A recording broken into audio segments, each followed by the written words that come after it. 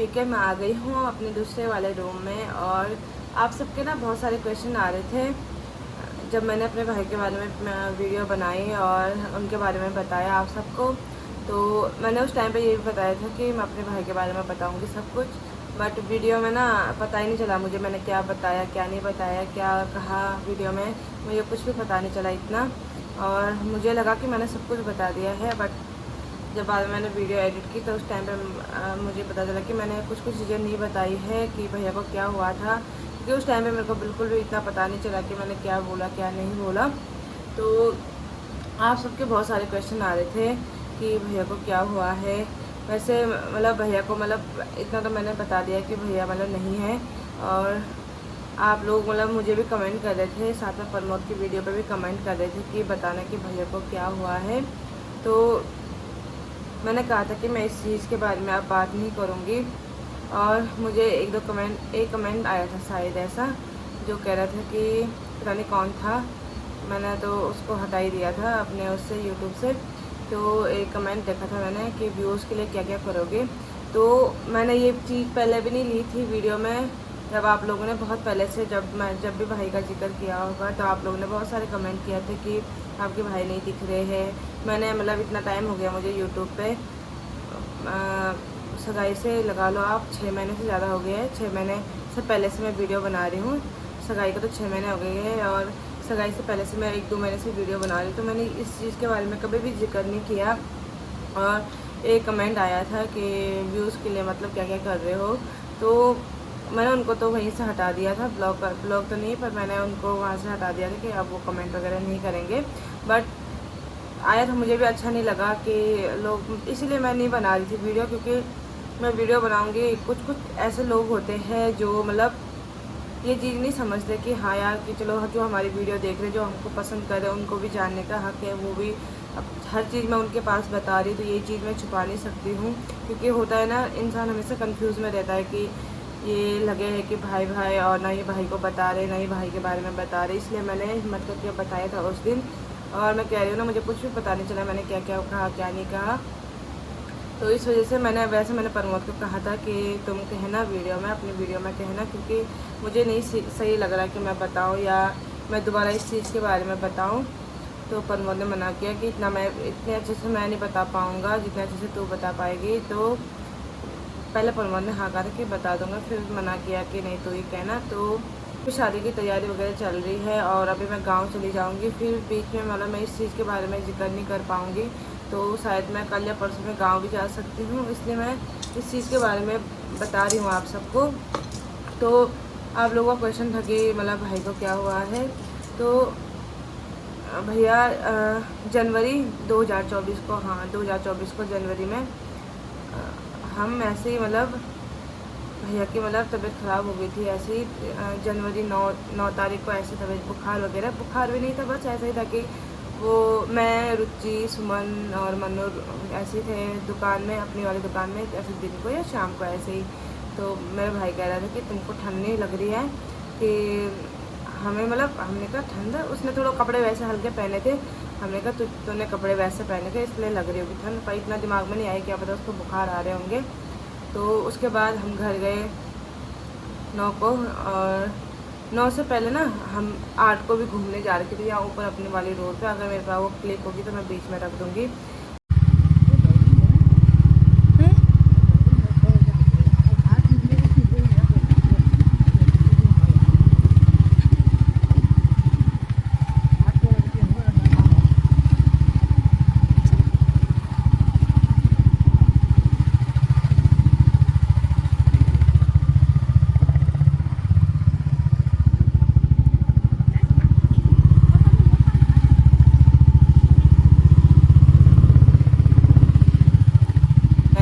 मैं भाई के साथ बुलेट में गई थी और साथ में मन्नू, हम स्कूटी सीखने जा रहे थे उस टाइम पे। तो अपने वाली रोड पे गए थे हम, तो भाई, मैं और मन्नू गए। तो भाई के साथ मैं गई और मन्नू आगे आगे जा रही थी स्कूटी लेके। तो उस दिन उसकी तबीयत ठीक थी, उससे पहले वो गांव जा रखा था, 2-3 दिन मैच चल रहे थे उस टाइम पे। तो गांव मैच खेलने उस टाइम पे तो उसकी एकदम तबीयत ठीक थी। होता है ना कि इंसान पहले से बीमार हो तो हम बोलते हैं कि हाँ यार पहले से बीमार है, पहले से हमने ध्यान नहीं दिया। वो मतलब उस टाइम पे थोड़ा घर और यहाँ कर ही रहा था वो, कभी सुबह शाम को ऊपर जा रहा गाँव में और यहाँ सुबह आ रहा था वो, तो शायद उस वजह से उसको ठंड हो गई थी। और उस टाइम पे एकदम ठीक था, 9-8 को भी ठीक था वो, एकदम 9 को भी वो ठीक था, अच्छा था वो। बस ये हुआ कि रात को सुबह उसने 10 तारीख को सुबह उसने उठ के कहा कि कल रात को मतलब मेरे को बहुत ज़्यादा उल्टी हुई और साथ में सर दर्द हुआ बहुत ज़्यादा। तो उस टाइम पे मैंने सीधा मम्मी को कॉल किया, वो उसके बाद से तो वो दुकान में गया, क्योंकि रात को उसने हमको नहीं उठाया, क्योंकि उस टाइम पे हम उधर वाले रूम पे रहते थे, उधर वाले घर पे रहते थे। तो वहाँ मतलब मैं, पापा, मन्नू और मेरा भाई था। तो पापा का अलग रूम था, मेरा, मन्नू का अलग था, भाई का अलग था रूम। तो वो सुबह मतलब चौक था वहाँ पे, तो वो रात को उठा होगा वहाँ पे, बाहर पे वॉश बेसिन था, तो वहाँ पे वो उल्टी वगैरह की होगी उसने, उसे हमें पता नहीं चला, क्योंकि नींद में ना हमको कुछ पता नहीं चला। और उसने ना ही हमको उठाया, हमने बोला भी उसको सुबह की इतनी तबीयत ख़राब हुई तो बता देता, उसने कहा अभी तो ठीक है पर रात को हुई। तो उसके बाद मैंने मम्मी को कॉल किया कि मम्मी भाई की रात को तबीयत ख़राब हुई। तो मम्मी ने इतना ज़्यादा नहीं सोची कि इतनी ज़्यादा मतलब उतना हुआ भी नहीं था उसको, खाली उसने हमारे पास बोला कि उल्टी हुई और मैंने उल्टी की, बस ये कहा था उसने। और उसके बाद मैंने मम्मी को कॉल की, मम्मी भी नीचे आ गई। मम्मी भी मतलब आई तो मम्मी ने उसको कहा कि मतलब नॉर्मल था, वो कह रहे थे कि हल्का हल्का सर दर्द हो रहा है। तो मम्मी सीधा सरकारी हॉस्पिटल में गई। मम्मी ने कहा कि अगर तेरा नंबर आ जाएगा वहाँ, मैं पर्ची वगैरह काटती हूँ, नंबर आ जाएगा तो तू आ जाना। और जैसे ही मम्मी वहाँ गई, पर्ची वगैरह कटवाई, भाई का नंबर आया था, भाई सीधा बुलेट लेके वहाँ चला गया था। और डॉक्टर ने वैसे खून वगैरह जांच किया तो नॉर्मल था, ऐसे कुछ नहीं था कि बीपी हाई वगैरह कुछ भी नहीं था, नॉर्मल था।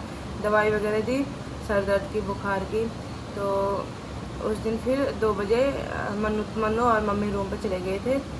2 बजे भैया ने कहा कि मेरी बहुत हल्की हल्की तबीयत ख़राब हो रही, मैं तो रूम पे जा रहा। मैंने कहा मैं भी आ रही हूँ। तो भैया मैं फिर रूम पे चले गए थे, यहाँ से थोड़ा दूर था हमारा रूम उस टाइम पे, उधर साइड था भानादार साइड। तो भाई मैं गए रूम पे और शाम को ऐसे ही 10 तारीख को, हाँ 10 तारीख को फिर वो रूम पे ही रहा। शाम को भी मम्मी ने कहा कि ऐसे मतलब नॉर्मल तबीयत पड़ा हुआ था वो, बाहर भी आ रहा था, खाना भी खा ही रहा था, सब कुछ बट नॉर्मल। हमें पता नहीं चला ना क्या क्या हुआ क्या नहीं हुआ, हमें बुखार ही लग रहा था। उसके बाद 10 को ऐसे ही, तो 11 को पापा ने उसको कहा कि अगर तबीयत ज़्यादा ख़राब हो रही है तो ऐसा कर दुकान में मत आ। वो दुकान के लिए तैयार हो रखा था, पापा ने मना किया। तो वो सीधा फिर वो सो गया सीधा कि ठीक है कि नहीं, मतलब पता नहीं उसने ना ये बताया कि मेरे सर में ज़्यादा दर्द हो रहा है, ना ये बताया कि बुखार ज़्यादा आ रहा है, बस कह रहा था ठंड लग रही है। और मैं भी चली गई उसके बाद दुकान में गई मैं। और फिर 11 को, हाँ दिन को मैं आ गई थी। फिर शाम तक आ गई थी मैं। उस टाइम पे आरती भी आ रही थी हमारे घर पे, 6 साढ़े 6 हो रही थी। तो ऐसे मैं, मन्नू और मम्मी किचन में थे। तो वो आया मम्मी का फ़ोन लेके कि मौसी की कॉल आ रही है। तो जैसे वो किचन में लेके आया उसी टाइम पे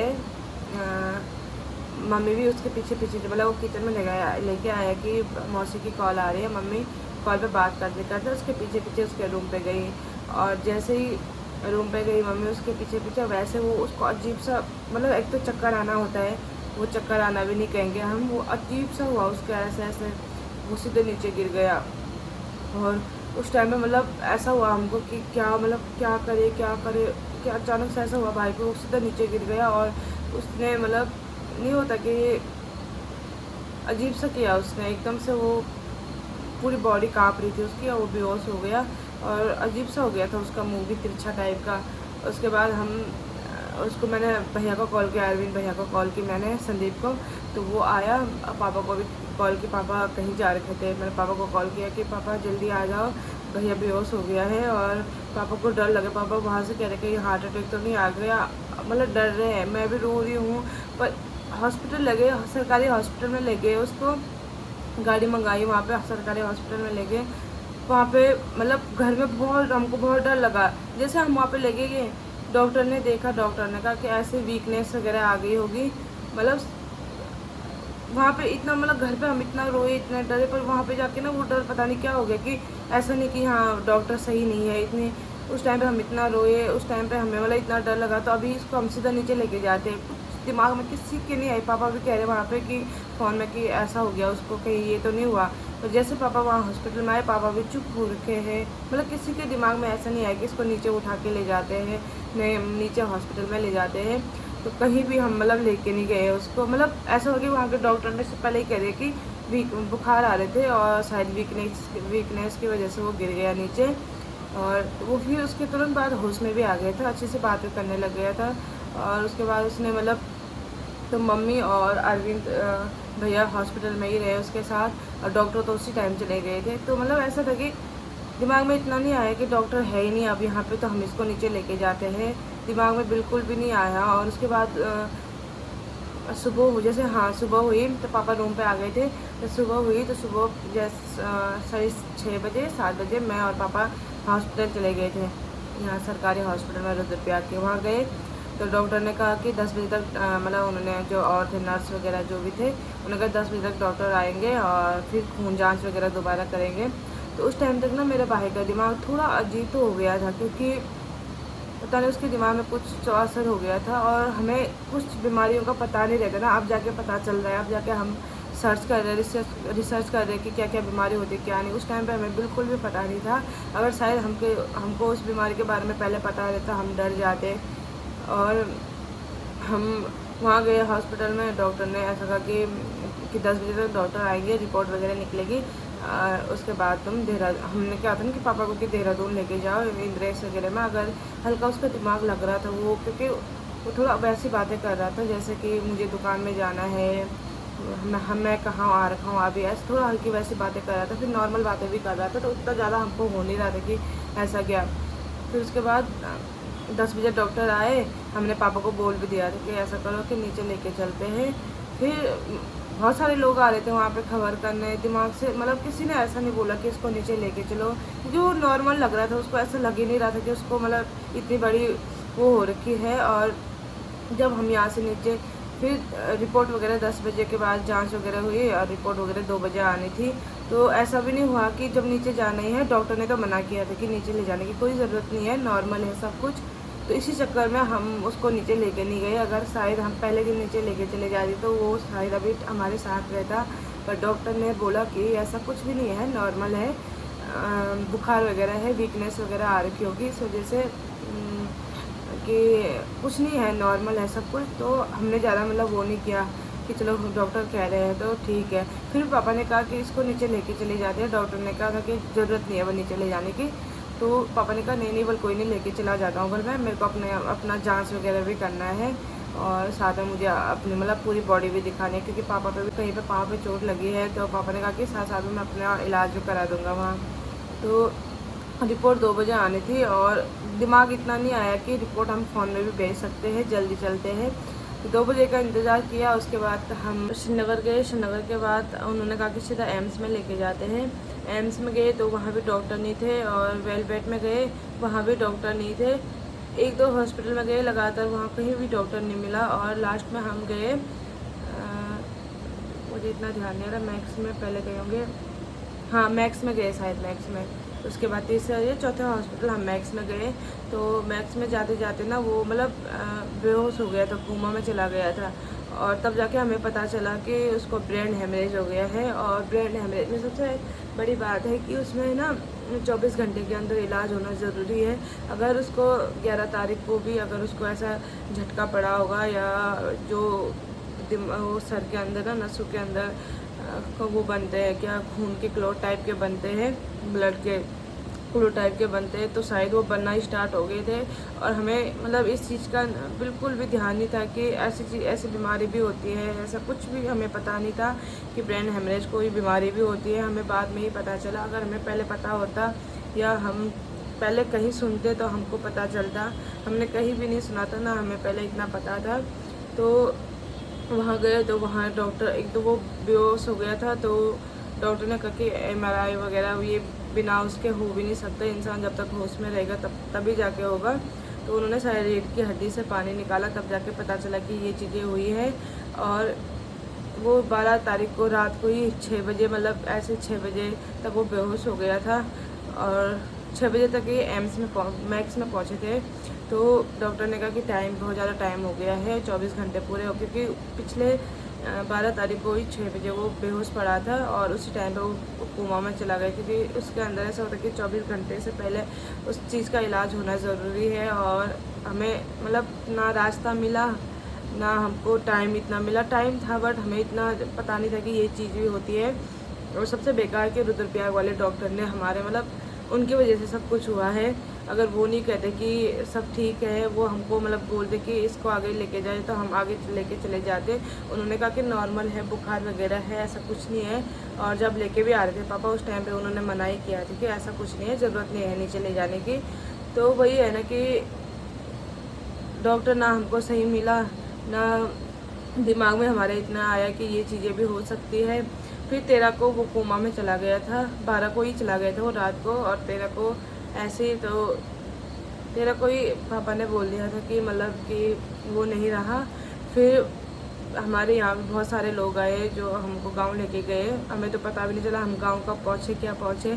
उसके बाद 13 को ही शाम को फिर पापा ने ऐसा कहा कि मतलब उसकी सांसें चलने लगी है फिर से। फिर हमें एक उम्मीद जगी कि चलो यार भगवान वगैरह होता है, क्योंकि हमने किसी का बुरा नहीं किया है तो भगवान इतना बुरा कैसे कर सकते हैं हमारे साथ। फिर मेरे को एक उम्मीद जगी और फिर मैं अपने नीचे घर गई। मैंने वहाँ पे दिया बत्ती की, मन्नू ने की, मैंने की कि चलो भगवान, चलो भाई के साथ बुरा हुआ है, चलो उसकी फिर से सांसें चलने लगी है, भगवान ने उसको नया जन्म दिया है।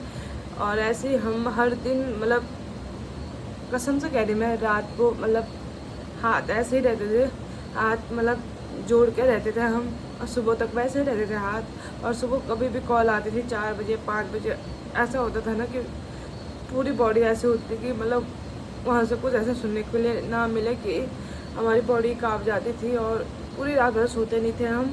सुबह इतनी जल्दी उठ जाते थे कि वहाँ से कॉल आती थी तो पूरी मतलब हिम्मत ही नहीं होती थी कॉल उठाने की। कि मुझे आती थी कॉल, मैं मन्नू के पास देती थी, मन्नू को आती थी, वो मेरे पास देती थी, उठाया नहीं जाता था कॉल।